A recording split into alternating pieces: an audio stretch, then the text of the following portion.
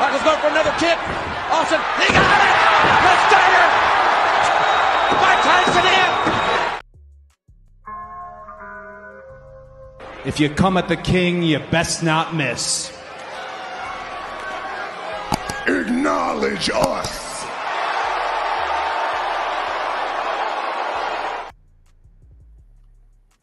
Hey, it's the Red Carpet Ring featuring TBK, the Turnbuckle King himself, guys. We are here today on Facebook and X as well as YouTube to talk about the top WWE champions of all time, the top 15 WWE champions list.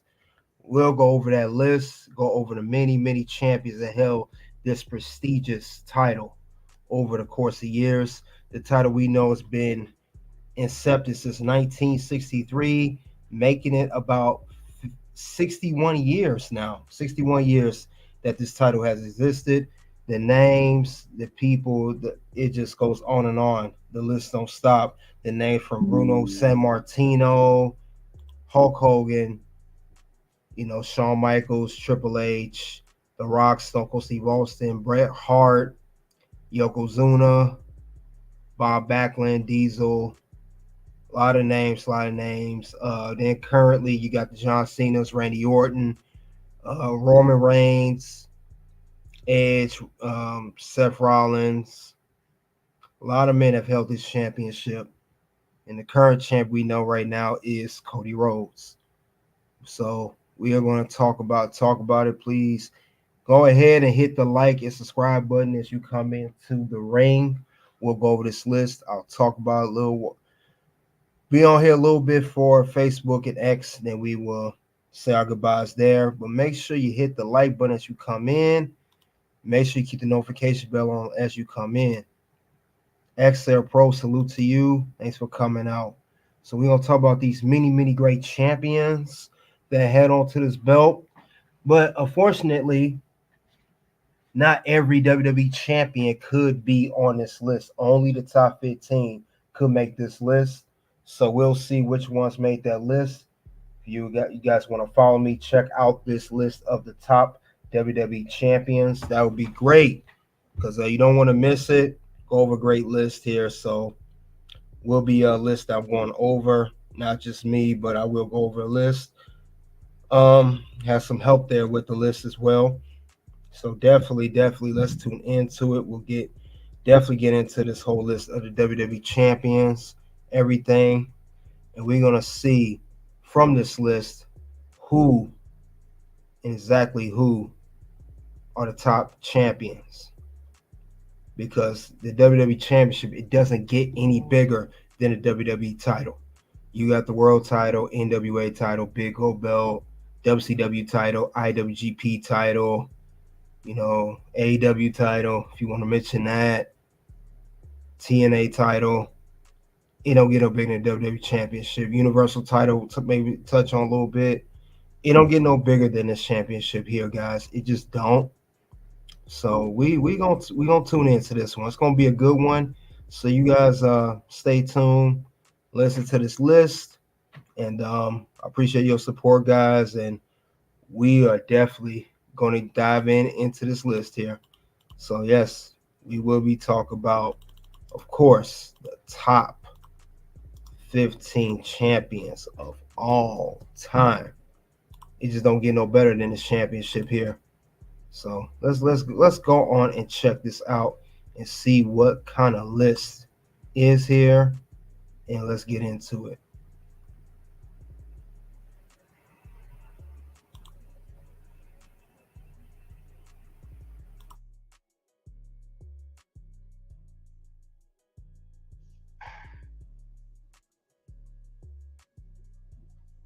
Hey, Red Carpet Ring, where we are supreme.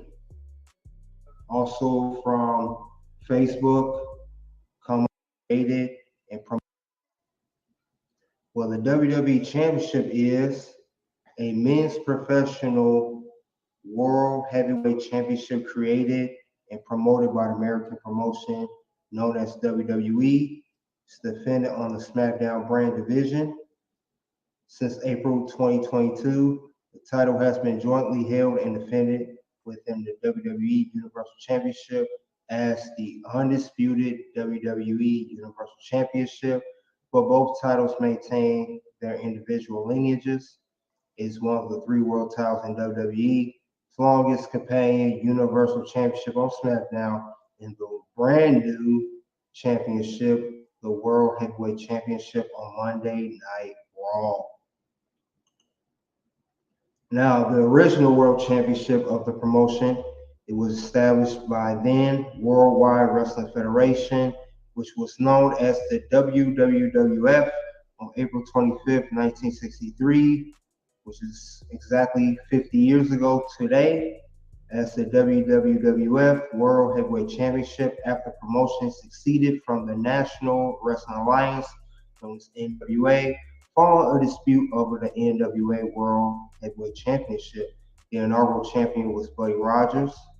Since its inception, the title has undergone many name changes due to company name changes and title unifications. It is the oldest championship currently active in WWE and is presented as being the promotion's most prestigious title, with many matches for the title having headline pay-per-view and live streaming events, including WWE's flagship event, WrestleMania. And professional wrestling in general is considered to be one of the most prestigious events in the championship. Now, with that being said, we'll start off at number 15. And we wonder who is the number 15 pick for the World Championship. Let's see. And that person is AJ Styles, the phenomenal one, AJ Styles. Now, he has 2 reigns of the WWE Championship, combined days of 511. He held the title for 1 year. Only 8 men in the history of the WWE have accomplished that feat. His notable feuds are Shinsuke Nakamura, Samoa Joe, Daniel Bryan. Now, AJ Styles, he came to the WWE in 2016, debuting at the Royal Rumble. He came very late in his career. He was with WWE as a developmental talent back in 2001, if I'm not mistaken. But he did not, they offered him a contract and he did not take it. He turned it down. He said his wife was starting school and there would be a scheduled conflict between his wrestling and her schooling. So that's why he turned that down, and he went on to do Impact, which was known as TNA.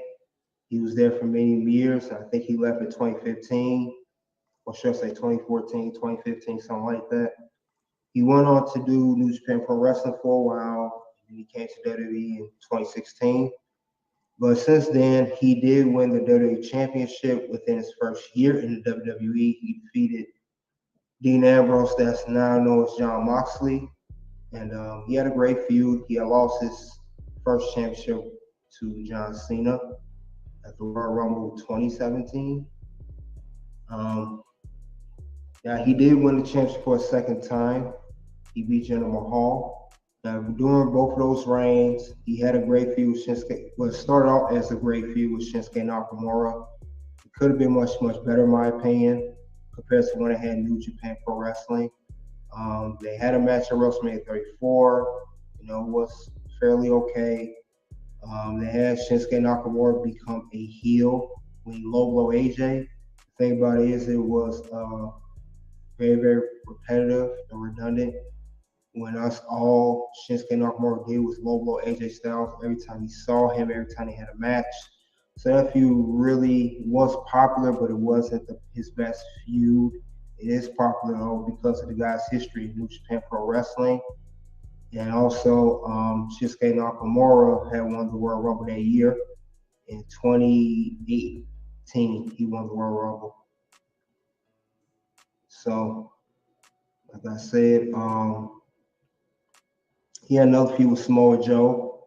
That was a good feud because he got personal talking about AJ Styles' wife, Wendy. He got real personal, had some decent matches. Also, like Shinsuke Nakamura, Samoa Joe has history with AJ Styles, but they had history in TNA, so they had very good chemistry.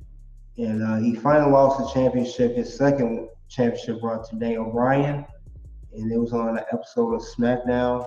Daniel Bryan turned heel, and he low-blowed AJ without the referee looking, and he won a championship and created his own with the Planet Championship, which was the Hemp Championship, the Hemp. So, like I said, AJ Styles, he's winding down on his career. He's not going to be wrestling much longer as he wants to spend more time with his family and his children, especially his wife as well. So as they get older, he has 4 kids. So AJ Styles, he hasn't won many championships in a while. The last championship I remember him winning was the Tag Team Championship with Omos, which was the Raw Tag Team Championship at the time. But AJ Styles is back on SmackDown now. He was in the World Heavyweight Championship finals match at Night of Champions of this year, 2023, against Seth Rollins, who ended up winning. So, but he was a great WWE champion. He held it for his second run was for 371 days a year. But definitely one of my favorite WWE champions. And I'm going Good Bread. I'm gonna introduce him on here tonight. The money. Here we go. Money. Here comes the money. And he will go on now. And I'll pass it over to Good Bread. Salute, and welcome, guys. How y'all feeling? What's going on, Good Bread? Going on? Man, having a good old night tonight. You already know. I love AJ, man. AJ is one of my favorite active wrestlers right now. And she's worthy of another run. Anybody you put in the ring with him is going to be a great match. Good guy or bad guy, whether he's heel or face, it does not matter with AJ. If you ask me, he's probably the most believable person to take the title from Roman other than Cody. You know what I mean? He's just that good, though. I think about the matches that he had. You gotta remember the Survivor Series match he had with Brock Lesnar, when he had the matches with Randy Orton. AJ just a hell of a wrestler, man. He's a great wrestler, man. So, yeah, he definitely needs to make this list. And I'm glad that they at least gave him at least a run with the WWE Championship, knowing how WWE is, where they don't really honor anybody that's not a homegrown talent. So that's dope. Can't even hold you on that. Speaking of AJ Styles, I give a soundbite of how good he is.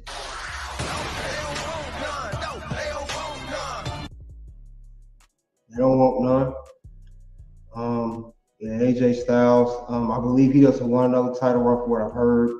Like I explained earlier, he wants to focus more on his wife and children. And holding a championship, you gotta travel, you gotta be all over the world, not just weekly TV tapings, but also live events, promotions, whatever. Pretty much all over the place with that. But I would like to see one more run as well. And it don't even have to be WWE Championship, it could be the World Heavyweight Championship as well. Like I say, he was in the finals. I wish he had won step Seth Rollins, but that's another live stream for another day. I don't want to get too much into that. But yeah, definitely worthy of that number 15 spot. And if he had stayed WWE longer, honestly, and had more runs, he would actually get close on the list. So the fact he's still on there, like you say, he's not being a homegrown WWE talent. That says a lot about AJ as a performer. So, and let's see who in the house before I go to number 14. Mr. Approach, salute to you. What's going on? Thank you for coming out. And we're going to go to number 14. And the number 14 pick that I picked for the WWE Championship, it is Shawn Michaels. He had 3 reigns as champion, a combined days of 396. His noble feuds is with Bret Hart, Psycho Sid. Shawn Michaels, he won the championship for the first time at WrestleMania 12 in an Iron Man match against Bret Hart. And everyone knows about their history. They had a great rivalry, despite how they felt about each other personally at the time. They always had great in-ring chemistry and great matches. So I do appreciate the feud they had with each other. Also, Psycho Sid he had a decent rivalry with as well. Psycho Sid was his former bodyguard. Psycho Sid ended up becoming champion. I think for one of his second WWE Championship run, he defeated Psycho Sid as I think it was at Royal Rumble of '97 or '96. It was '96. No. He won Royal Rumble '95 and '96. I think it was sometime in '96. I can't remember. But he also had a great feud with Psycho Sid. Those guys was always going back and forth. Unfortunately, during this time, due to the whole steroid trial back in '94, there wasn't many high-drawing WWE champions, and Shawn Michaels unfortunately he suffered from that because he was the champion around those times, because he's known as one of the lowest-drawn champions, but not because of Shawn Michaels, it's because of the whole wrestling at that point. They noticed that went down in attendance, and the ratings, everything. No matter who was the champion at that point, he was affected by it, and also Diesel, known as Kevin Nash, was affected by it. He was also champion, but nonetheless, Shawn Michaels still was a great WWE champion. I wish he could go higher, but due to the whole him not being a big draw, he retired for a short period of time, so he could have been higher on the list. But he's still HBK, still put on performance at WrestleMania and many other events. But he's definitely up there. I had to put him in this list. And with that being said, I will pass the mic on to Gilbert regarding Shawn Michaels. Now, the average person that not knowing their wrestling history would have probably have Shawn higher on this list, and that'll be disrespect to the rest of the people on this list. You know what I mean? So I just like Shawn for what he stood for. He revolutionized the position of champion. You know what I mean? And other than that, you covered it. You pretty much covered it. All right, and since I did cover it, I give myself a due on here. I gotta do it. And when it comes to the content here, I want you guys to acknowledge that. That's what I do. So the whole world will acknowledge me. Acknowledge me of the information I put up. So hopefully you guys do acknowledge that. But with that being said, that was number 14, Shawn Michaels. We will head on to number 13. So number 13 person I picked for this particular one would be Pedro Morales. He had one championship run, combined days of 1,027. He's one of the men that held the title for a year or longer.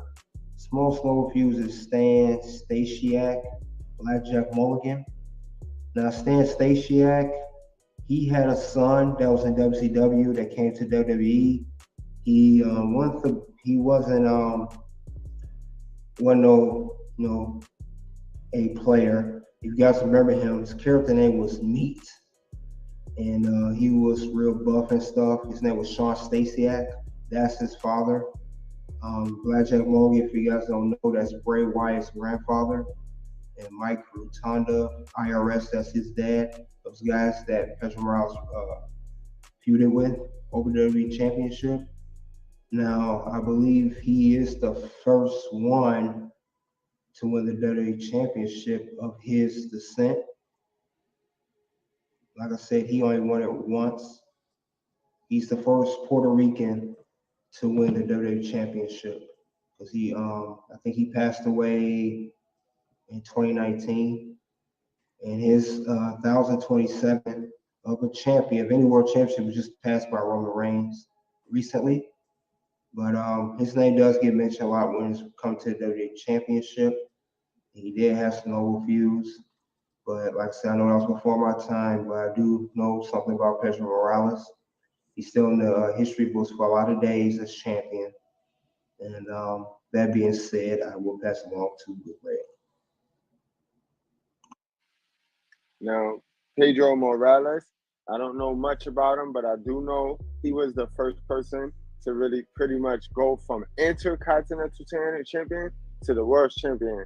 And he kind of paved that way to where the Intercontinental title groomed you for the World title.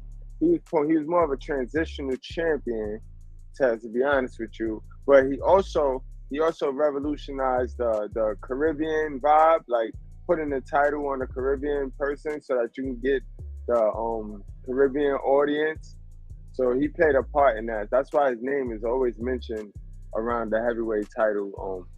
And another bonus, he donned and wore the original WWE title, like their title, not the NWA version of the title.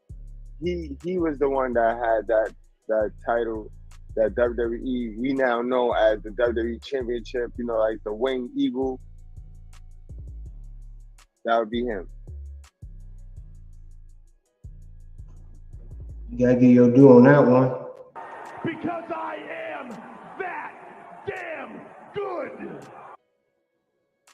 That's man, you couldn't have said any better. Like I said, I knew he was a Puerto Rican guy, but he did win the Intercontinental, the first guy with the Intercontinental Championship, transition over and everything else, and he made the championship pretty much fighting for, work your way to become a champion. So it makes sense why they mention his name so much.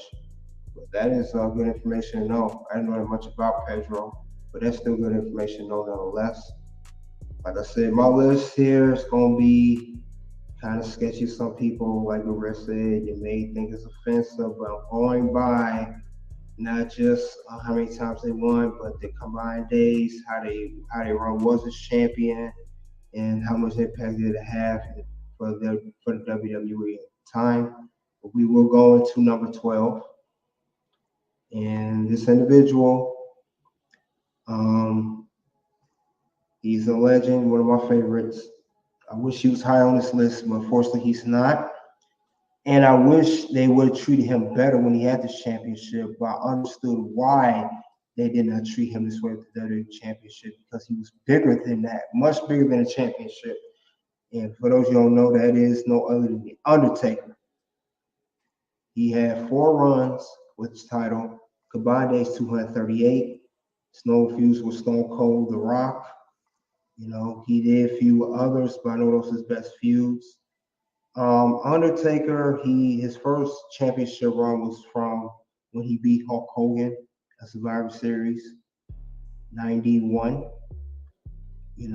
His run was only 6 days due to politics from Hulk Hogan claiming Undertaker injured him, but he really didn't.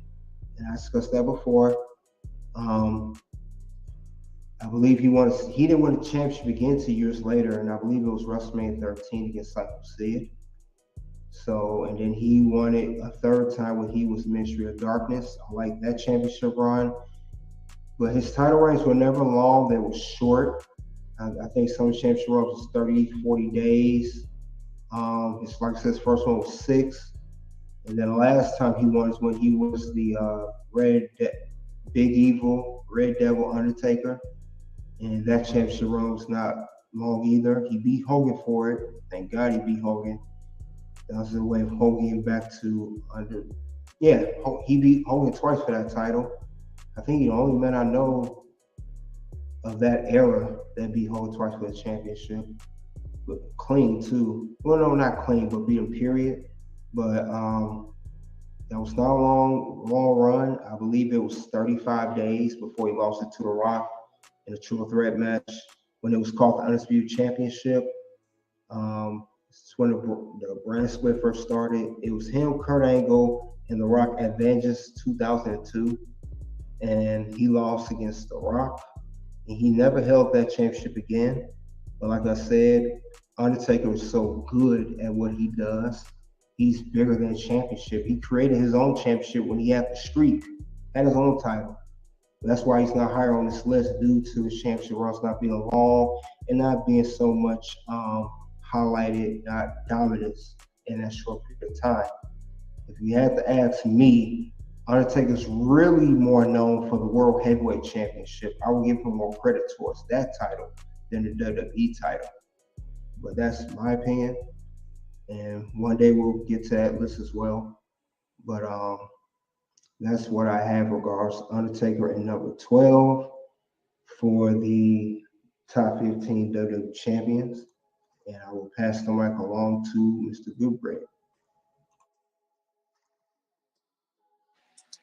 Pretty much nothing else you can say when it comes to the Undertaker. Like you said, Undertaker is one of those characters that really, guys, he didn't need the title, bro. The Undertaker made the main event. He was the biggest main event to not need the title, pretty much. A match with him, he could have a casket match at a main event. Don't matter who the champion is. That's why everybody came to that event for that casket match. I done seen him in body bag matches where it was. I remember I was in Madison Square Garden, right? One of the first times I seen Undertaker live, a while back. You know what I mean? And he was fighting Ultimate Warrior in a body bag match in Madison Square Garden, and that was the main event, y'all.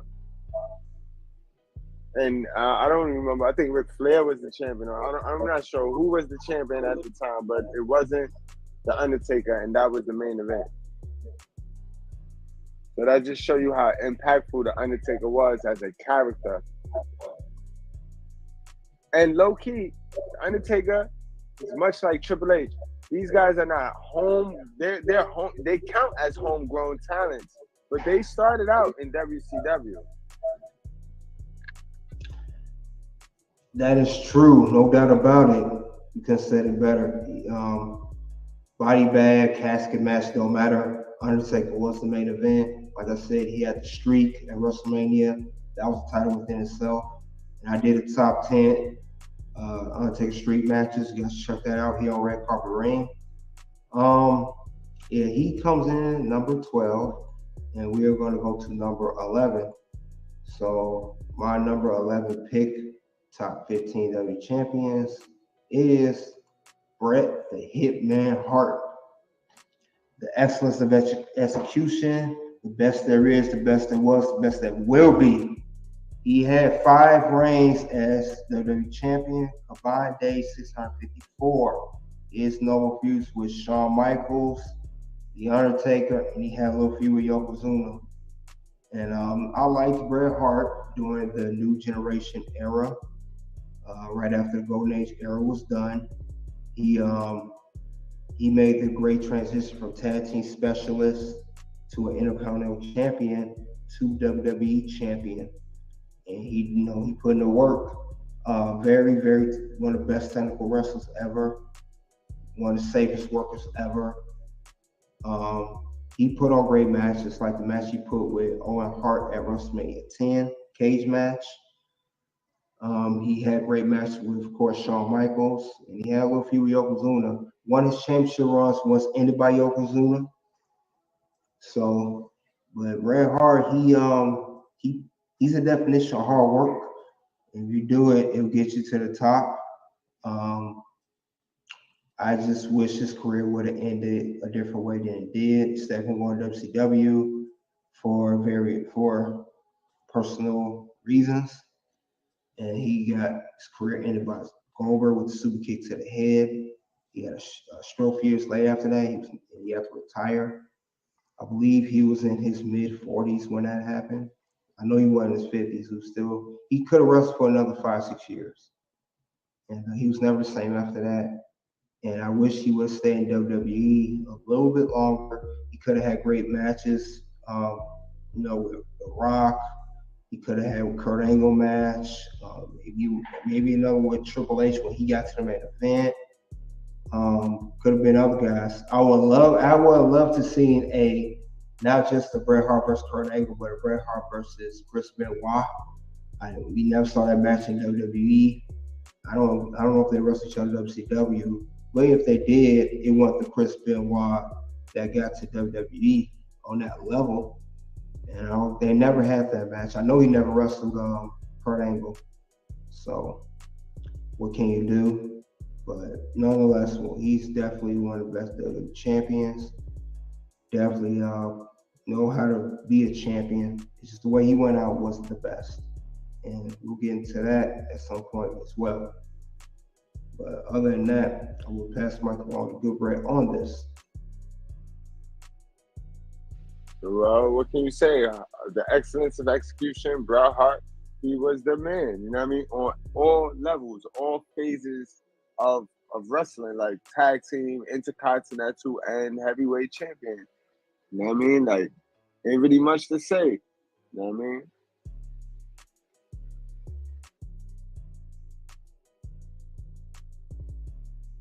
There you go.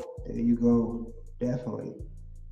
We are moving quite along. We're going to get down to number 10. So, like I said, like, subscribe as you guys come in.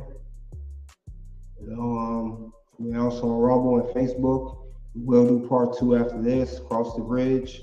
We'll talk about those WWE Championship disgrace and when it was not being treated the best.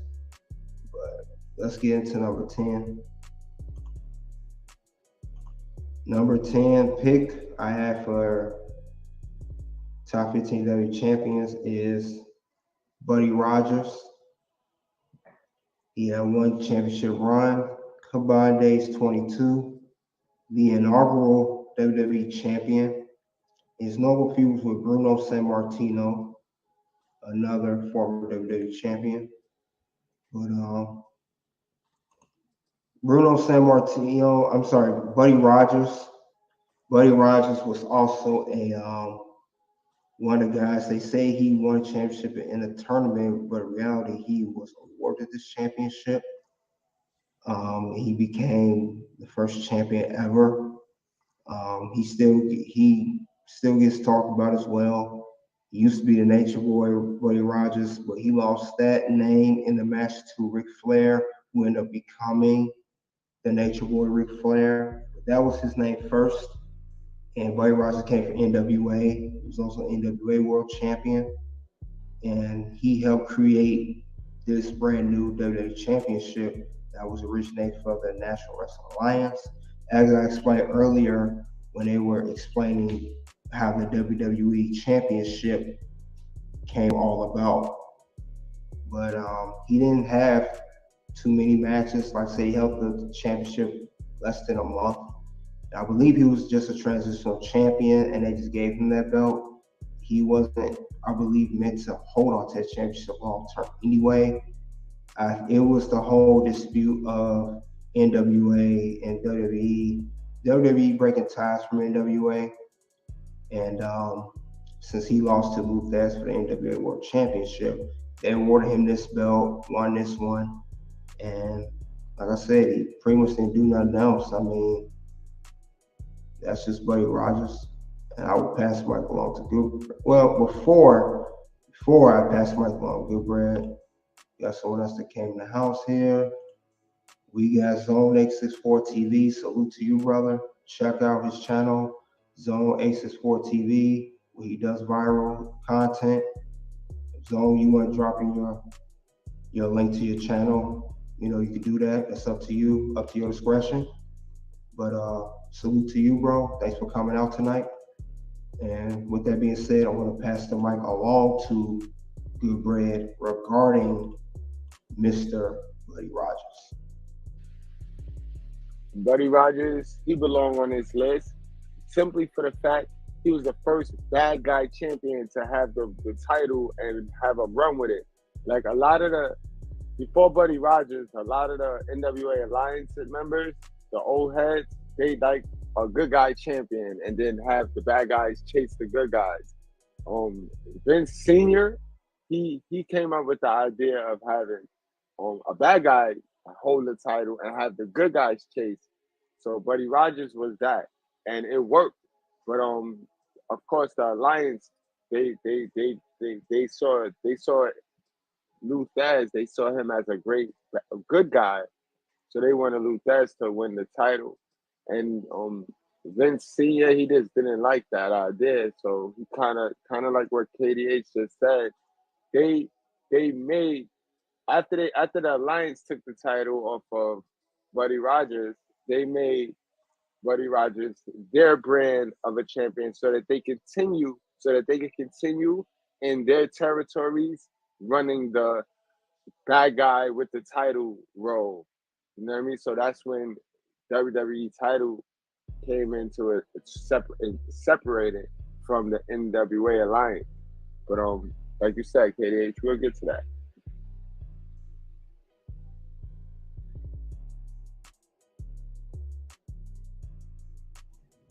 That being said, gotta give both of us one of these. And I'm awesome! Okay. So we will head on. That was number 10. So we will head off to number 9 for top 15 WWE champions of all time. And this one will be one of the most dominant champions ever. Brock Lesnar. 7 championship runs. Combined days 828. No reviews. The Undertaker, John Cena, Roman Reigns. Oh man, this man has a lengthy history of being a dominant champion. Going from the WWE Championship from when he was 1 at 25, when he defeated The Rock at SummerSlam 2002, all the way to when he beat John Cena with 16 suplexes at SummerSlam 2014 to win the WWE Championship. Now, Brock Lesnar, he still is, but he's the youngest guy to ever win the WWE Championship ever, and at one point was the youngest world champion ever until Randy Orton changed that in 2004. He became the young world heavyweight champion. Also, for those you don't know, Brock Lesnar won his first WWE Championship, I believe, 5 months after his in-ring debut. He debuted after WrestleMania 18 on Monday Night Raw. He debuted the night after that WrestleMania, and that summer he won the WWE Championship.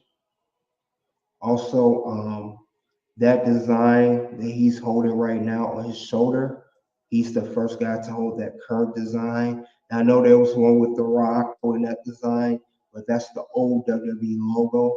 This is the newer WWE logo with the same logo as the old WWE Network.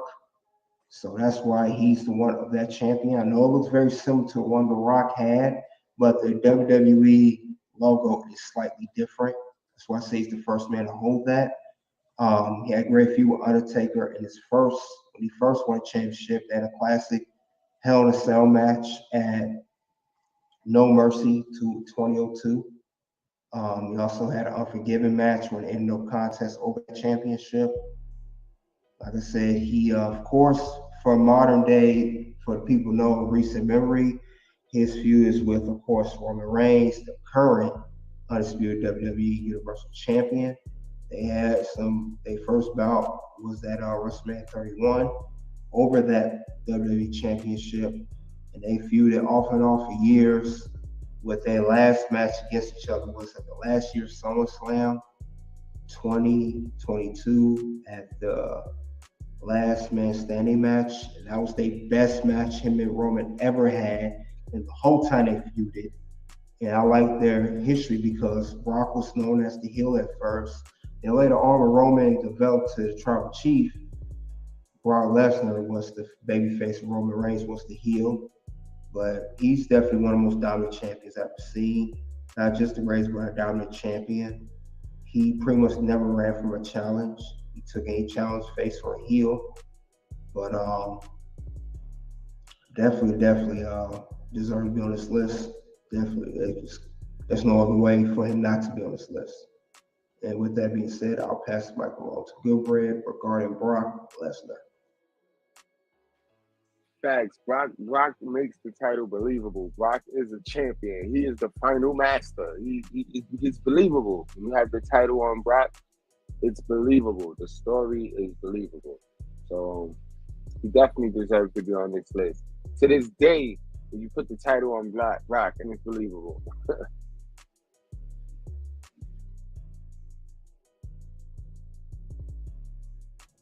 No doubt about it. Brock Lesnar came at number 9.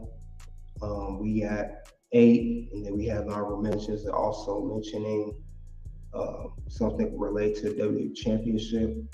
So we will go on to number 8. Number 8 is Hall of Famer. He's from the old school, one of my favorite wrestlers growing up when I was real young. No other than the Macho Man Randy Savage. He had 2 championship runs, combined days 520. He's one of the 8 men to hold the championship for a year. It's no refuse with Ted DiBiase, the $1 Million Man, Ric Flair, Hulk Hogan, Bad News Brown. I really liked his feud with Ric Flair.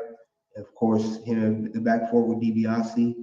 Him and Ted DiBiase, I believe, for his second championship run, or first. I think it was his first. I'm sorry, his first run. He beat Ted DiBiase in a tournament after the title was vacated due to the Hogan Andre debacle, for the main event in 1988. He beat him, and they had a great feud. Ric Flair, they had a great feud as well. Of course, he lost his championship, his first one to Hogan. And he even had a little feud with Bad News Brown. I don't know too much about Bad News Brown, but I know they had a great feud. I can't stress that enough. You guys was always going at it, for what I've read. But Randy Savage, definitely a great champion. I know he's more known for the Intercontinental Championship, but I did like him as the WWE Champion as well. So definitely, I like Macho Man. He's that dude. He's so entertaining, face or heel. He always entertained me. And he's one of the very few guys that can get over as a face or heel. And it's not stale, it's not boring, it's not overdone or shoved down our throats. He was one of the guys, Macho Man deserves his due. And with that being said, I will pass the mic along to Mr. Goodberry regarding Macho Man. Macho Man is that dude, yo. Like I always said, Macho was a breath of fresh air from Hulk Hogan, yo. So you back in those days in the classic era, you had Hulk Hogan and Macho Man in the WWE. WWF. And Macho was funner. Like Macho was the actual workhorse. He was the one that had the entertaining match. Hulk Hogan, yeah, he came and we all bought the ticket to see Hogan 3-minute match. But Macho, he had that 15-minute takeover match. Macho was coming to steal the show. You know what I mean? I just hated that his WWE title runs was him as a good guy. That first run, it was at the end after him and Hogan bumped heads that he turned into the bad guy. But he was losing it. And by the time he turned into a bad guy, he was losing the title to Hogan. So it was like, we never really got to see him with that bad guy run. Then the second time he had the title, he was the good guy to Ric Flair, who was the bad guy. And it was like, you know what I mean? I would have loved to see him with the WWE title run as a bad guy, his natural nature. Like his Intercontinental title run. Both his Intercontinental title run, bad guy. Perfect. Brilliant. Now, Goober, I want to ask you, I believe, if I'm not mistaken, I do remember watching a little bit of it. He was a bad guy when he went to WCW as the WCW champion. Now, no one like a WWE championship, but he was a heel, and I think that's the closest we got to him being a heel champion. Right. Right. That was the closest we got to seeing him in his nature, his natural nature with the flagship title. But you know what I mean, I would have loved to see that character hold the WWE title. Because that was his Intercontinental title character, bro. He was bad guy, yo. He was, man. I mean, I don't like to see the Macho as a good guy because the Macho as a good guy is fitting to get his ass whipped the whole match. You know what I mean? And then, you know what I mean? Which we know he could do that. He's a worker. But I like to see the bad guy. You know what I mean? He's pretty much like Chris Jericho. Chris Jericho is the opposite. All his championship runs, if you look back, he was a heel world champion. He never was a babyface world champion. And we still have yet to see that with Chris Jericho, especially he's not in WWE, not even in AEW. He never got a chance to be a world champ as a babyface. He said that in an interview, and I didn't even pay attention to it. So it's pretty much that's how it is with Macho Man, just the opposite. Right. So Macho Man coming in number 8. We'll go to number 7. Number 7, he's also a legend, still with WWE, just not as a performer anymore. He's the man behind the scenes. You may know him. He is the cerebral assassin, Triple H. He had 9 championship runs with the belt, combined days 611. No refuse. The list is not short at all. Stone Cold, The Rock, Randy Orton, John Cena, Kurt Angle, Chris Jericho. Triple H is one of the greatest WWE champions of all time. He's like Brock Lesnar. He was a believable champion. And he is one of the guys that did have heel and babyface run as the WWE champion. It was not lousy runs either, great runs. You know, some people say Triple H had the reign of terror, title too much, but he made impact and he put over other stars. He put over, like I said, Cena, Orton, and other guys in the future. Like I said, there's no other words to describe Triple H. I even liked his feud with Randy Orton. They had the 3 stages of hell at the Bash 2009. That was a decent match. They had great chemistry. Obviously, him and Orton. I liked how him and The Rock had a great chemistry. They had a rivalry when they was going to battle over the Intercontinental Championship. Then it transferred over to the WWE Championship when they both came back to winners. And of course, Stone Cold. They had some good matches. But Triple H, he's one of the best. When you hear the WWE Championship, you're going to hear his name. The game became King Cerebral Assassin. He put on the best show he could. Babyface or heel. Each championship he held was great, but definitely a great WWE champion.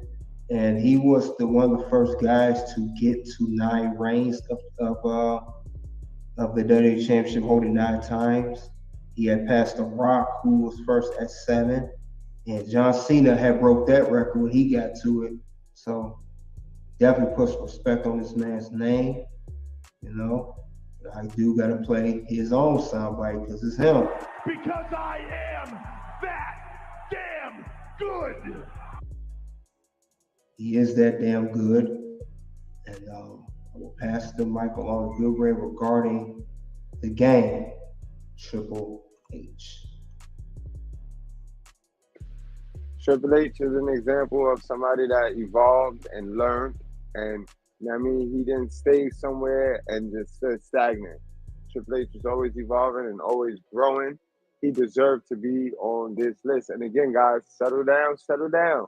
This is all time top 15 WWE champions of all time, all right? So we get it.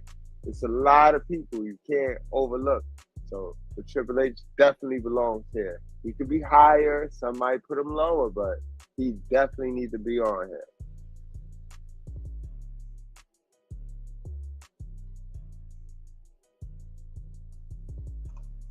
Yes. Triple H coming in at number 7 and going down to number 6 for top 15 WWE champions. Number 6 is Randy Orton. He has 10 reigns as WWE Champion, the second most. Combined days 680. His notable feuds with John Cena, Triple H, Batista, and most recently Drew McIntyre.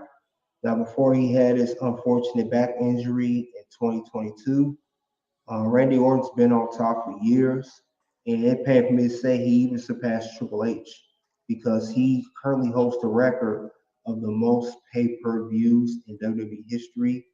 No one's been at more premium live events. No one's done more than Randy Orton. He went 20 years strong, full time. And still was cut. And then it was crazy. Randy Orton, he was the true definition of evolution. His promos, everything got better as he got older. He had a recent great run in 2020 when he battled with Drew McIntyre over that WWE Championship at the Hell in a Cell when he beat Drew McIntyre. Still put on a great show. He still could do it at his age before he got hurt. There's rumors he's supposed to return at SummerSlam 2023. Randy Orton's supposed to return. He's supposed to be coming back. And I heard that they're getting him ready for a very surprise return. And I believe he's going to come back at SummerSlam. But despite all of that, he is one of the best WWE champions ever. Him and Cena had a non-stop feud that just cannot be. I think John Cena's greatest rival, if I had to guess. The second greatest rival is Triple H. But Cena and Orton, they work very well together. Very, very well. Him and Cena came up in OVW. That's part of the same draft class as Batista and Brock Lesnar. And also, we can't forget about him too, Shelton Benjamin.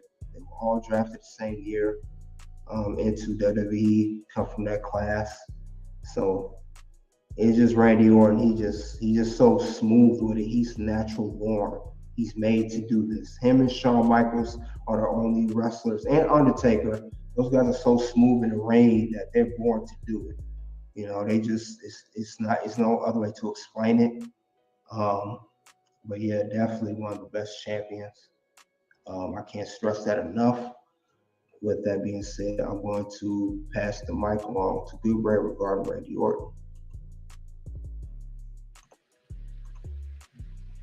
Randy Orton is a perfect example of what a WWE champion is supposed to be. And again, he's one of those guys that at least we got a chance to see him run with the title as a good guy, as a face, and as a heel. You know what I mean? He's a better heel, but he can do it as a face. He can do it as a face. I think his next run is going to be as a face.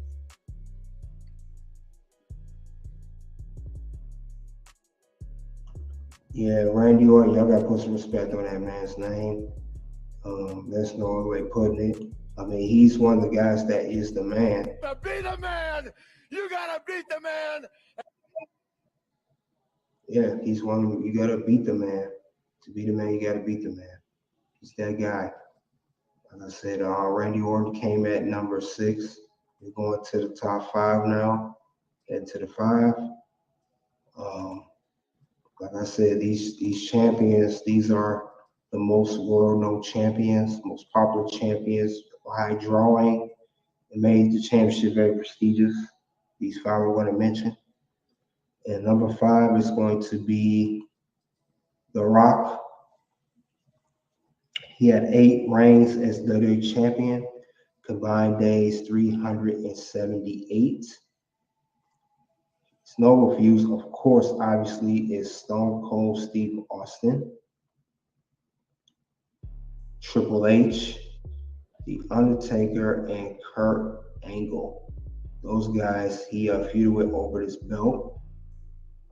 Can't be stressed enough. Rock is one of those guys that I'm still amazed to this day. He was not in the wrestling business full-time for less than 10 years, and he made such a huge impact in his short run. I mean, but he was the reason people started to watch wrestling besides Stone Cold Steve Austin. He was one of those guys. Definitely deserve his due. I mean, he's the great one, the Bruno Bull. Now, he never had a long championship run, nor did he need it. He was kind of like the Undertaker. He was so popular character at the time that anytime he showed up, he got a huge pop, or people paid to see The Rock. Even to this day, if you saw Rock show up at a Monday Night Raw or SmackDown, hell, even NXT, his daughter's in NXT as Ava Raine. The crowd's going to lose it, and you ain't going to be able to hear anyone in the ring because they're going to be screaming so much, being so loud. That's how much impact he's had as being WWE Champion. And I liked his transition when he was a Rocky Maivia, and then he turned heel at Survivor Series 1998 when he became heel and, did the Sharpshooter on Mankind in the Tournament Finals, Deadly Game Survivor Series, and he just got so much heat as when he became a Rock with the Corporation. I'm just amazed how his run was, and it was a short period of time, but I still gotta give him his due. I know he wasn't wrestling long. Some of the kids that forget about The Rock made a huge impact when he was the WWE Champion. Huge impact. That's no other way to put it with The Rock. He's definitely in the top 5. It wouldn't be done any other way if he wasn't in the top 5. With that being said, I will pass the mic on Gilbert regarding The Rock.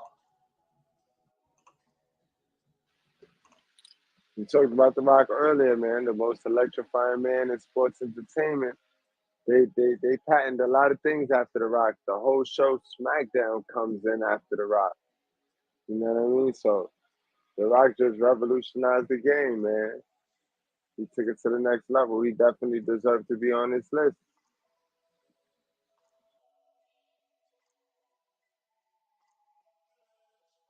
Yes, he does, definitely.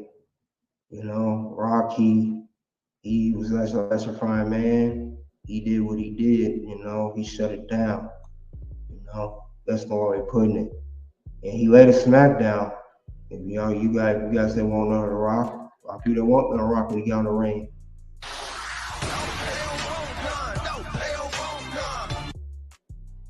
They don't want none of The Rock when it comes to electrifying the arena and everything. So, I mean, still to this day, KD, that match with him and Hogan at what's that, WrestleMania 19? 18. Fire, 18. Electrifying, bro. No doubt, definitely was one of the biggest WrestleMania main events, one of the biggest matches of all time to this day. And he just know how to put on a great show. That's no way of putting it. Can't nobody do it like The Rock when it comes to electrifying the crowd. Now we're gonna move on to number 4. Number 4, also another WWE legend, a Hall of Famer, one of the greatest WWE champions. His name was just mentioned not too long ago. Stone Cold Steve Austin, the Texas Rattlesnake, Bionic Redneck, 6 reigns as WWE champion, 529 combined days as champion. His no refuse was obviously The Rock, The Undertaker, Triple H, Kurt Angle. And of course, him and The Rock was kind of like John Cena and Randy Orton, just on a little higher level. The chemistry was undeniably great. They wrestled at 3 different WrestleManias, and every match was great. They first wrestled at WrestleMania 15, and Rock lost to Stone Cold for the WWE Championship. Again at WrestleMania 17, when Stone Cold beat The Rock again. This time, Rock was ended up being he was the babyface. Stone Cold started as babyface. He turned heel. I'm glad he turned heel. It was later in his career, but and he wrestled WrestleMania 19. It was supposedly his last match. I know he came back at WrestleMania 38 against Kevin Owens. But him and Rock, they always put on a great show. And like I said, he also had a great feud with Triple H. Triple H was responsible storyline-wise. He had run down ran down with the car, took time off for his neck. They also had great feuds. It's just no other way to put it. And he also had good matches with The Undertaker that doesn't get talked about either. I don't hear nothing about that. But those guys also had great chemistry. They had feuds at a couple, I think SummerSlam 98 and other matches they had. I know they had a Buried Alive match. I think Stone Cold, he mostly beat Undertaker in those matches. And like I said, along with The Rock, he was the face of the company. You know, he could have been the face longer, one for his injuries, maybe a little longer. But he had a great run while he was there, despite his injury at SummerSlam 97 against Hart. And slightly, The Rock did have more popularity with him when Stone Cold took that year off. Rock has surpassed him in popularity. But other than that, Stone Cold is one of the greatest world champions. And I believe when Vince McMahon inducted him into 2009 Hall of Fame, he said Stone Cold's the greatest WWE superstar of all time. I mean, you really get a talent like him and The Rock at that level. So we was good to get both of them. So that's the only way to put it for Stone Cold at number 4. And I want to pass the mic along to Good Red regarding Stone Cold Steve Austin. Stone Cold was a worker, man. Stone Cold deserved to be on this list as well. And Stone Cold is one of those, is this one of those Vince McMahon inventions? Or is this just Stone Cold being Stone Cold? Is this one of those Hulk Hogan, Undertaker, and Stone Cold? Do you chalk it up to Vince? Or do you chalk it up to the actual character? I would say the actual character because Stone Cold said that. And that's all I got to say about that. I think he was getting tea. That's how he came with the name Stone Cold. He said, drink your tea. It was warm before it gets Stone Cold. That's how he came with the name Stone Cold Steve Austin. That was not Vince McMahon. That was actually his ex-wife at the time. Not Deborah, but the wife before Deborah. I think it was Jeannie Clark or something like that. But yeah, he came with that character himself. That was not a Vince McMahon creation. As people know, the real wrestling fans know, that can go back, he was known as Hollywood Blonde, Stunning Steve Austin back in WCW. He was a former United States champion before he came to WWE, so I know that was not just McMahon creation. It's just Vince struck gold with Stone Cold, as they both, didn't like Bischoff, they both didn't like WCW, especially how Stone Cold was done. They had a common enemy, Eric Bischoff and WCW, so put two of them together. You got, next thing you know, you got the Stone Cold Steve Austin, the biggest anti-hero of all time, giving his boss a Stone Cold Stunner every week on Monday Night Raw. That's the thing. We talk about great heels and great baby faces. We never talk about an anti-hero. Stone Cold's the best anti-hero. He was never a full baby face or heel, but a great anti-hero. He stunned anybody, whether he was a bad guy or a good guy. And that's what made his character so unique.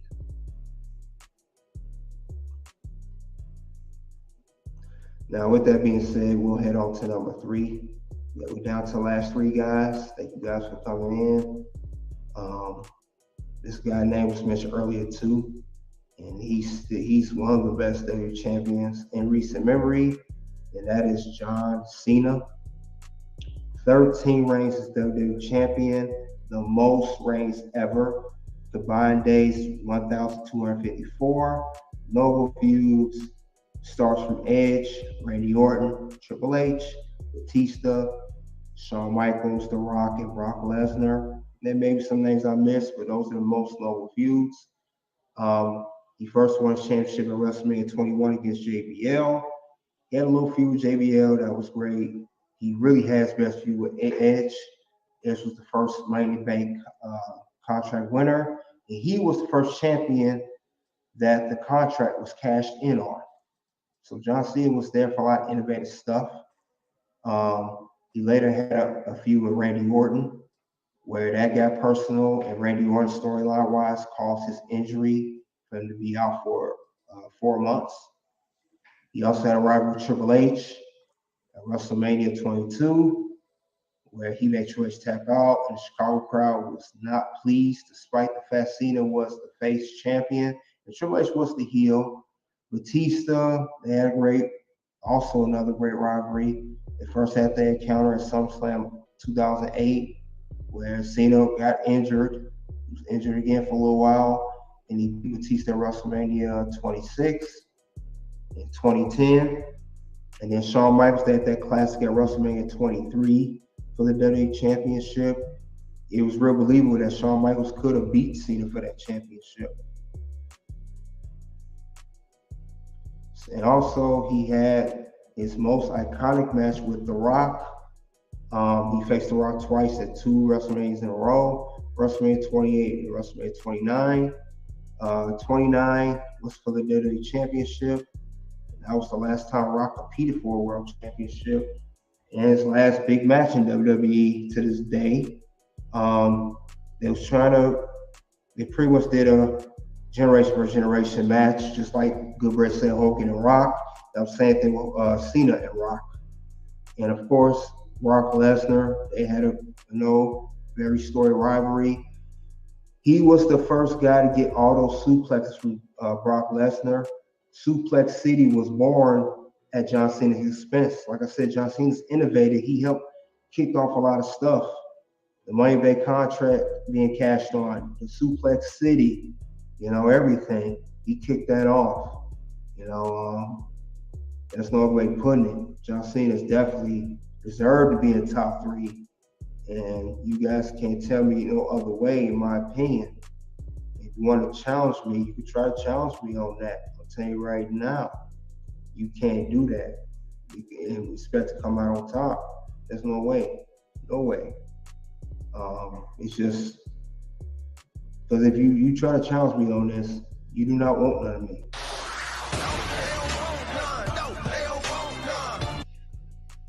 You don't want none of this. Cena deserves everything. He put his years and dedication to WWE. He deserves where he's at now, being a seasonal wrestler, going to Hollywood. I do not knock him for that. He dedicated everything to WWE. Also, he's the leader of the Make-A-Wish Foundation, did more wish than anybody in company history. To this day, even still, there's no other way of putting it. John Cena, that's without question. But I said my piece, and I'm going to go on past my good bit regarding John Cena. It's nothing more I can say, man. You hitting him on every angle. Don't forget the spinner belt. Cena created that spinner shit. And he had this. Yep. But yeah, you too.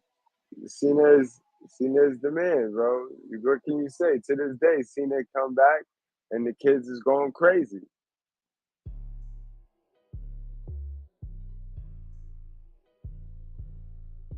You're right. The spinner championship, I forgot about that. He, like I say, he's innovated a lot of stuff, and that was one of them. So there's no way of putting it. Also, a fun fact regarding that championship was really supposed to be a custom-made John Cena championship.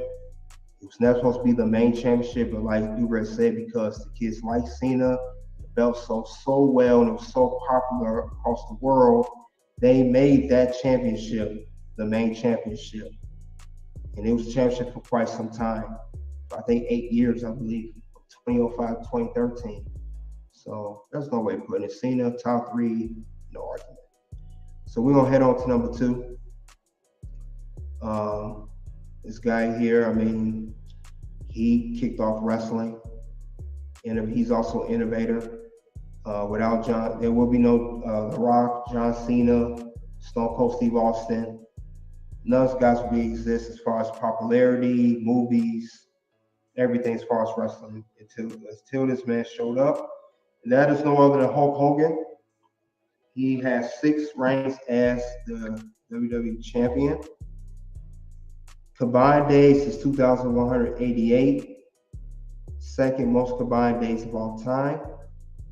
No refuse with Andre the Giant, Randy Savage, Sergeant Slaughter, Ultimate Warrior, Paul Orndorff, which you guys don't know, that's Mr. Wonderful, Jesse Ventura.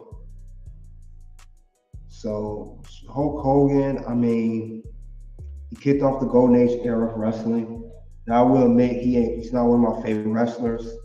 He did too much of politicking back then. I'm not gonna take no away from him. He is one of the biggest wrestling stars of all time, the first big major wrestling star.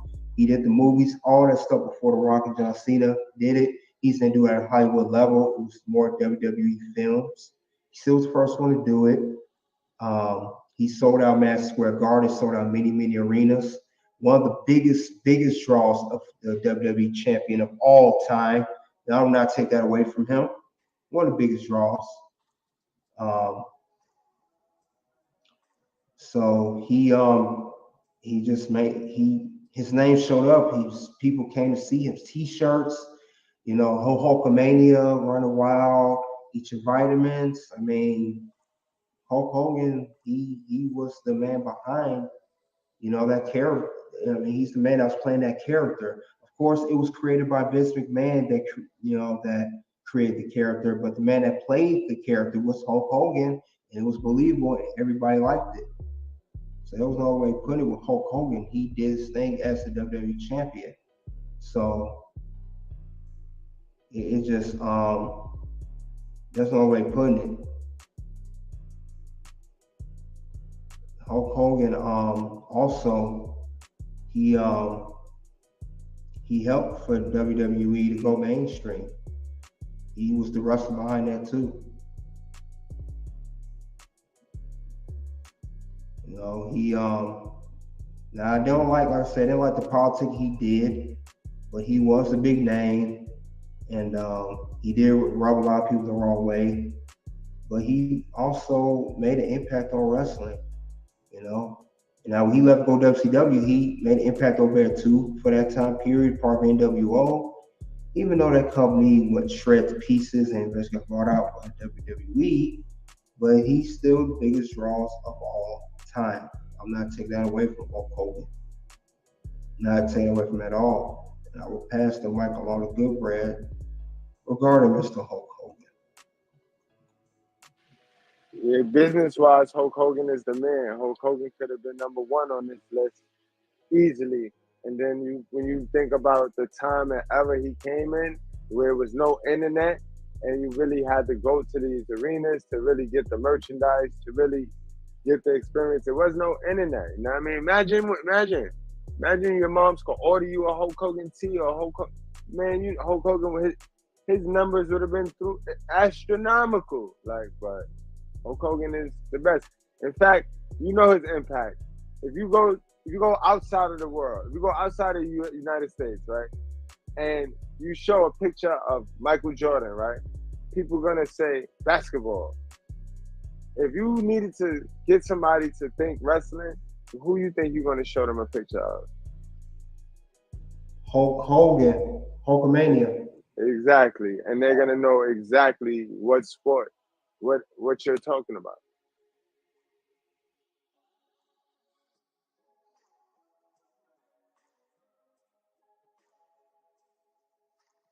Yes. And like I said, before we get to number one, I'm going to do a couple honorable mentions.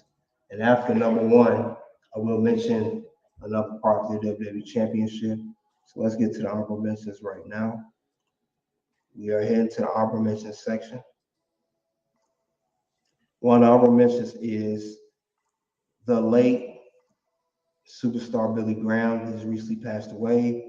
He had one reign as WWE Champion, combined days 296.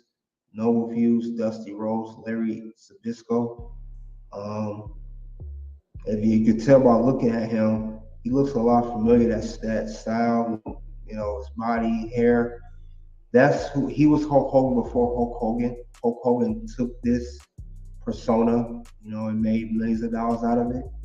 But superstar Billy Graham was definitely one of the best WWE champions. Had a great fuse with Dusty and Larry.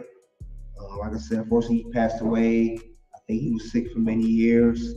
I know he had a lot of surgeries, a lot of health problems over the course of the past, I think 10, 15 years. He was sick for a long time, off and on. But I'm still going to recognize him as a WWE champion. So I know I don't know a whole lot about Billy Graham, but I do know he did stay as champion. I'll pass the mic along to Gilbert regarding Billy Graham. Billy Graham was the man. Like you said, they stole everything from Billy Graham. And Billy Graham was just used as, again, he was that guy that they wanted to put the title on and run with the old remedy of the bad guy having the title. He was just there to be a placeholder for Bob Backlund. You know what I mean? They told Billy Graham when he won the title that he was going to eventually lose it to the person that they was grooming, which was Bob Backlund. So, you know what I mean? Billy Graham was the man.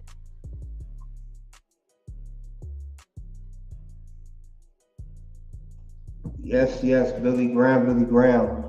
We have one more honorable mention, and he's also he's a one-time holder of championship. I'm giving his due.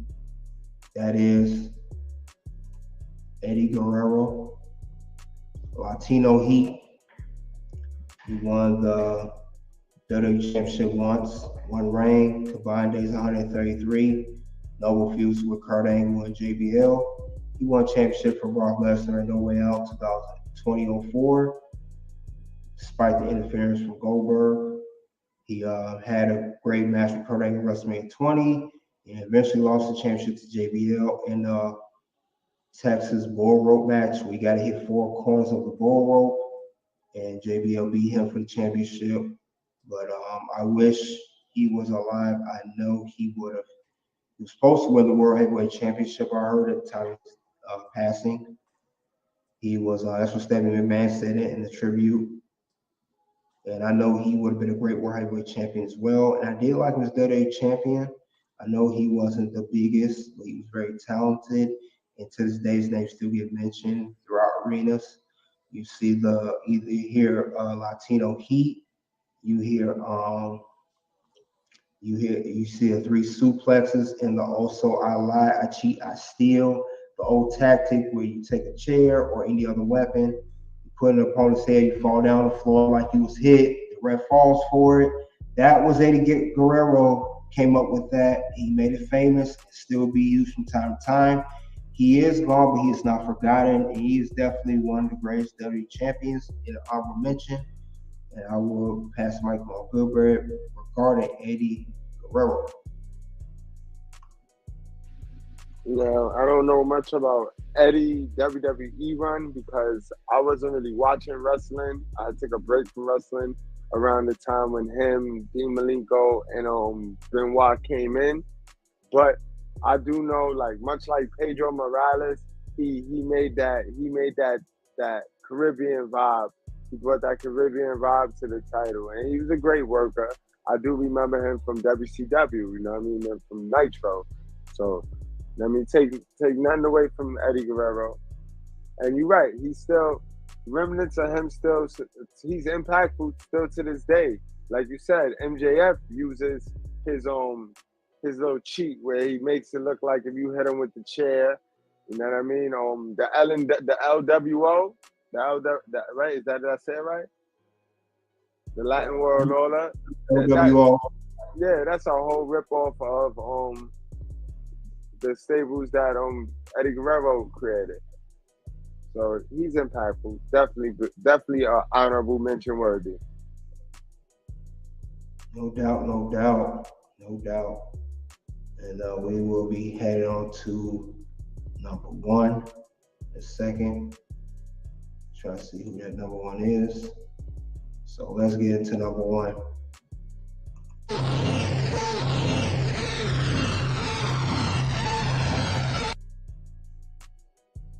Bruno Sammartino. 2 championship runs with the belt. Combined days 4,040. Most of all time. Very, very monumental and impactful champion. You cannot talk about the WWE Championship without mentioning Bruno Sammartino. There's no way you can. No way possible. Now, it was tough putting him and Hogan at 1 and 2. They both made an impact on his championship. Bruno obviously was before Hogan. Hogan obviously was the bigger name. But before Hogan, it was Bruno. And he held the championship for a long time, for years. I know there was no TV tapes back then. That's why he held for a long time, but he still was a money draw. Can't deny that. Like I said, he feuded with Gorilla Monsoon, Killer Kowalski, Waldo Von Erich of the Erich family, Ivan Koloff. But he had great feuds with these guys, and he was a great champion. I know that he played politics. I heard a little bit with his son, David Sammartino, and I heard he was at odds with WWE for many, many years. Son was nowhere near good like Bruno claimed he was. And he came back 2013 to the Hall of Fame after rejecting it so many times. And it was due to Triple H influencing, talking to Bruno Sammartino, let him know how the product is to change. And he got into the Hall of Fame. A legend in his own right. I will say this, I'm glad he was inducted before he passed away in 2018. I'm glad that finally happened because he would have been a Hall of Fame inductee after he passed away. Thank God he was still alive at the time. I think he was inducted by Arnold Schwarzenegger. But Bruno Sammartino when you talk about people holding the championship, even now with Roman Reigns being champion, you always hear Hogan and his name first. You always hear those guys' name first.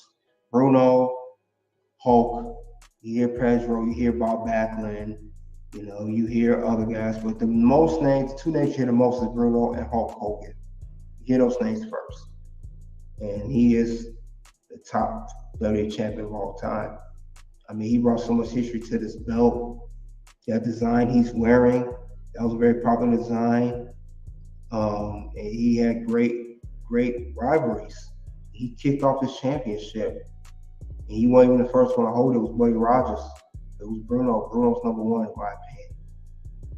That's no me being in favor of just calling it down the middle. So I do my ratings, my picks, and we pass along the good bread regarding Bruno Sammartino.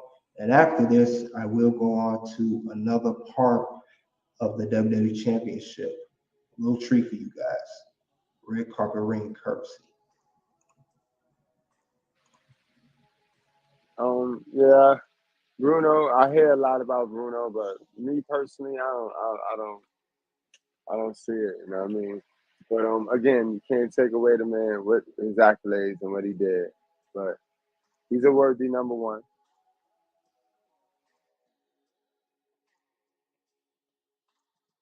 All right. Now we covered the top 15. We covered the honorable mentions. There's one more part of the WWE Championship I want to cover. It's going to tie in perfectly with this championship. And we're going to talk about this particular champion regarding the WWE Championship. And I will do that right now. It's going to be who's the best WWE Universal Champion. And before I mention that, I will have to explain what the championship is. The Universal Championship is a men's professional wrestling World Heavyweight Championship created and promoted by American promotion WWE, defended on the SmackDown brand division. Since April 22, the championship has been jointly with the WWE Championship. As was stated earlier, they have won their own lineages, it's held together. It's won 3 championships, but the current champion is Roman Reigns. The second run, the longest run in titles history. He won it by defeating The Fiend, Bray Wyatt, and Braun Strowman. And these are the current designs of the Universal Championship. You had the red design that debuted in 2016 at the SummerSlam Barclays Center, with Finn Balor being an World Champion. You have the blue design that was debuted by The Fiend Bray Wyatt when he defeated Seth Rollins in 2019. When he moved from Raw to SmackDown, that's why it's blue. And currently, we have the Undisputed Champion version with Roman Reigns holding both the Universal and WWE Championships. So they have this design here. And who's the best WWE Universal Champion? It's a no-brainer. Yes, Roman Reigns. He is second run, combined 1,045 days, the most combined days, most no refusals, obviously Brock Lesnar and Kevin Owens. He had a great, like I explained earlier, not only him and Brock Lesnar feuded over the WWE Championship, but also over the Universal Championship. They feuded over his belt at WrestleMania 34 when Brock beat Roman to retain his title. Roman won the Universal Championship his first go-round against Brock Lesnar at SummerSlam 2018, and that was the Red Edition. Before he had to relinquish it due to his leukemia returning at the time. But since he has been returned since he took another leave in 2020 regarding the COVID-19 due to his a past health issue, which is leukemia. He took a precaution and took time off. He came back at SummerSlam 2020, been on a dominant run since then, still dominant, still holding championship to this day. He's holding both championships. And the reason I want to highlight Roman Reigns because I believe he's one of the greatest WWE champions too. And I want to say why, because he's like right now, he's holding the championship for over 1,000 days, 10:45 to be exact now. Could be today or tomorrow for that matter. But no one has held the championship this long in over 25 years. Not CM Punk, not AJ Styles, not even John Cena. Roman Reigns is the guy. He just passed Pedro Morales, and we explained earlier that had the belt for 1,027 days in one run. He is the first person to hold the WWE Championship and the Universal Championship simultaneously. He did that at WrestleMania 38 when he defeated Brock Lesnar. Again, another one of the famous matches of their feud. They feuded so much. Brock Lesnar was the WWE Champion at the time. He was the Universal Champion. It was a winner-take-all match. He defeated Brock Lesnar. He has both belts currently. He's the only man to do that. And as the designs you saw earlier, he's the only man to hold all three designs, red, blue, and currently the Gold Undisputed Championship. The Tribal Chief character, head of the table, has been in a great storyline with the Bloodline. Great character, great promos, great feuds. Now, besides Brock Lesnar, like I mentioned, Kevin Owens, he had great match with him at World Rumble 2021, I want to say. Also this year at the World Rumble 2023. He had a last man standing match, the first match they had the World Rumble and this year. So he's gotten much better since he got in the Tribal Chief character. Legendary. I can't say enough about Roman Reigns. He deserves everything he gets as far as success, accomplishments, accolades, you name it. Now, I know he recently became part-time, doing a part-time schedule, but look at the work he's put in over 10 years. Look at the people he faced over his championship. He deserves to be part-time. I know some people don't like that, but it's well-deserved. Not only did he look better being the heel, he made Paul Heyman his wise man, as he called him. Paul Heyman looked better with Roman Reigns than he ever did with Brock Lesnar. And he's known to be great with Brock Lesnar. Paul Heyman has represented a lot of men with championships besides Roman and Brock. He was aligned with Stone Cold Steve Austin at one point. He was aligned with CM Punk back in the days, early days with The Undertaker, Paul E. Dangerously. Also used to run ECW. He was also aligned with RVD, The Big Show. His best client is Roman Reigns. There's no way around it. But this had to be highlighted for Roman Reigns. This is the part I want to mention for him. He could be top 15 or a honorable mention. He got his own section just because he's the longest reigning champion in 25 years and also holding both belts. Puts respect on this man's name. And since we are talking about Roman Reigns, I gotta add this in there. The whole world will acknowledge me. And I believe the whole world has acknowledged him since he's been on his championship run. They definitely have acknowledged this man. That's the other way of putting it. But I think I say more than enough, and I'm gonna give myself some due too. I gotta do it. I went in. Because I am that damn good. So, good bread, I want to pass it right along to you regarding Roman Reigns, the current undisputed WWE Universal Champion. And like I say, doing a few with Jey Uso on SummerSlam, but definitely deserves due. Roman is the man. Like I said, man, I'm just here to agree or disagree. And so far, I cannot disagree with you yet, bro. You know what I mean? Roman is the man. He's a part of the best storyline I have ever seen, other than the Tommaso Ciampa and Johnny Gargano storyline. This man is elevating TV right now, guys.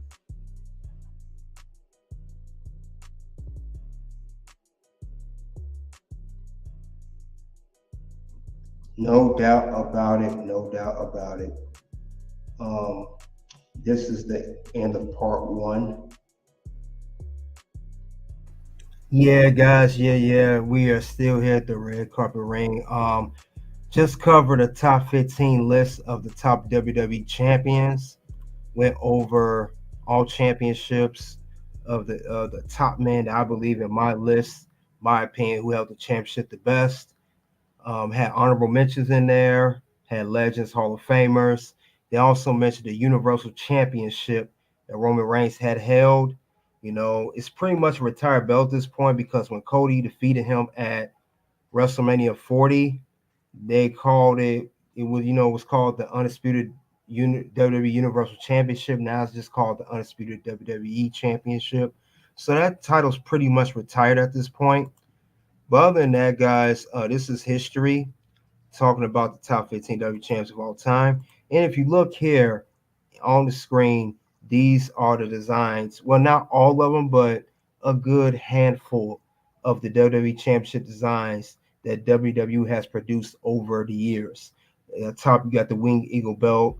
You got the more oval wing belt. You got the Undisputed Championship belt that was out for a couple years. Then you got the spinner WWE Championship. Then you have the current WWE Championship that's held by the current champion, the American Nightmare, Cody Rhodes. So you guys let me know right now. I mean, honestly, what is your favorite WWE Championship design? Me personally, I like the Winged Eagle belt, the top one. I like the Undisputed one, the middle. And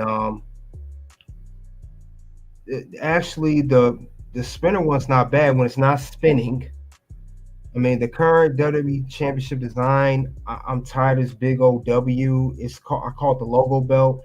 It's the big W. It's a Undisputed Champion at the bottom. I know they got the side place because there's no name, but I wish they added more creativity to the championship current design, similar to how they did the World Championship for Monday Night Raw.